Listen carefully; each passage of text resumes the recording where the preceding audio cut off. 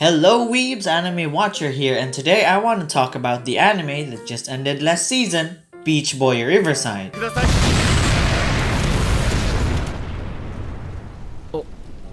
It's got waifus, tsundere waifus, dere waifus, and most importantly, yandere waifus. Beach Boy Riverside is an anime made by Asahi Studios, and for my version of the summary, well, I guess before that, Beach Boy Riverside involves elements of the Japanese folktale Momotaro, a famous story about a man who was born from a beach floating on a river who grows up to be a savior of his hometown after defeating demons called Oni. And in this story, instead of one Beach Boy, what if there were more? Sally goes on an adventure to find Mikoto, a mysterious young feminine, yes, you heard me right, feminine boy who saves Sally's kingdom.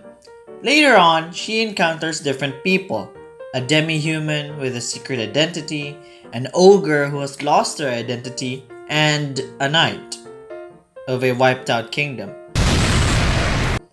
which would later accompany Sally on her journey as she plans to create a world where humans, demi-humans, and ogres live in peace.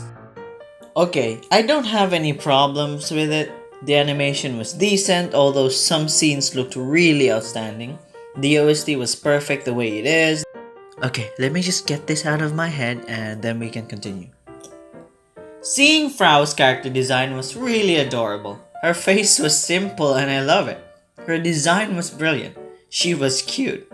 When I first watched the trailer, I was confused to see her running around, fighting monsters, but seeing her act adorable in the anime and still kicking ass was really a cool thing that really sold me off on the character. I was surprised to see the chronological order of the episodes mixed up, and for me personally, I enjoyed it. It was a blast thinking my brain out as to what episode lines up with what. I even made a scratch out of it. I paid attention to the dialogue and how the characters interact with one another, whether they had met or not. The decision is up to you if you would take this chronological order seriously, but I certainly enjoyed putting this together while I was watching the anime. And the characters doesn't seem really that bad to me. They all got their own problems, their own secrets. And that's what's really interesting for me. We get to see three different perspectives in this anime. Mikoto's side, Sally and her companion's side, and finally we have Sumiragi and his manipulative ways. But for a general audience's perspective, it felt really confusing as to why they decided to air the episodes like this. It sorta gives the viewers a cliffhanger type of an ending each episode, as we are given something by the end, yet another story gets presented the next episode. Yes, the manga is different, I guess, but I haven't read it and I first encountered this through the anime. I might read the manga at some point, but I'm hopeful for season 2. Yes, they're all connected. The episodes are just mixed up and it's up to you guys to piece them together, but not everyone wants to do that. Not everyone is like me who pretty much enjoy the puzzle piecing things.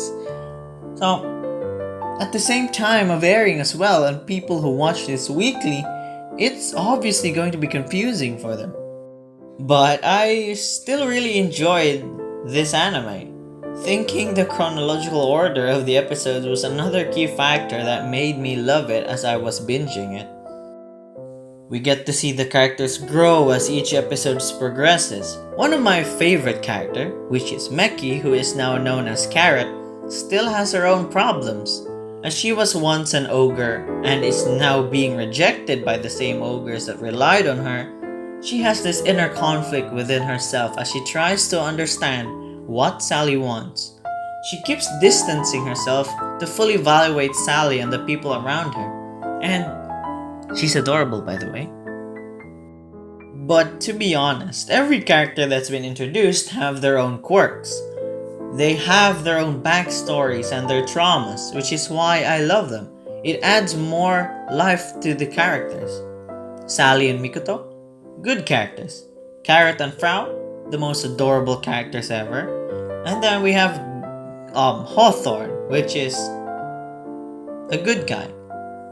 Winnie is hot, and also, Juicerino is the most cutest girl in the anime. Look, hear me? FBI, open up!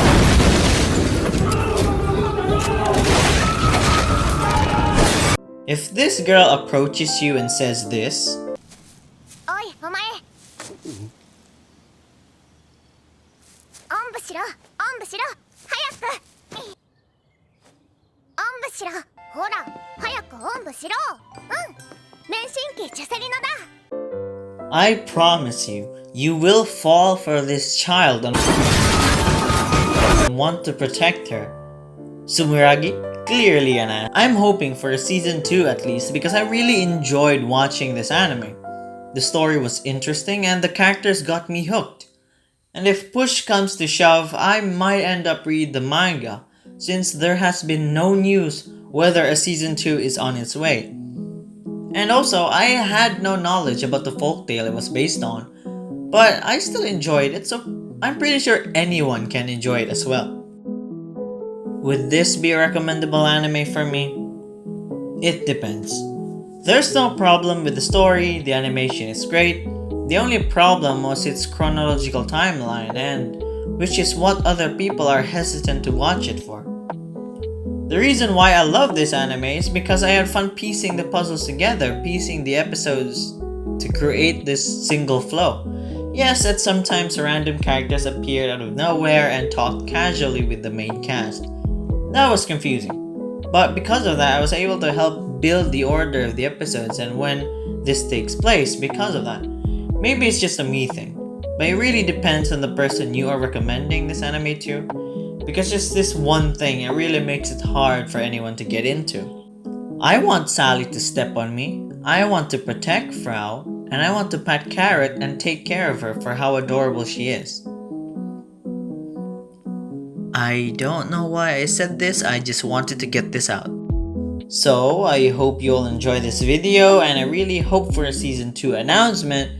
Please comment down below if there is, and if there isn't, then I'm going off to read the manga then. See you all weebs at the next video.